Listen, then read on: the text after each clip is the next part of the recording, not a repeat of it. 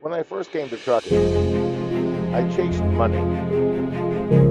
And then I became a pretty good truck driver, and I enjoyed the mission of picking up and delivering the goods that people needed for their life. And now I've come to a point in my life that I want to become even more. I want to become SWAT. And SWAT stands for Servant with a Truck.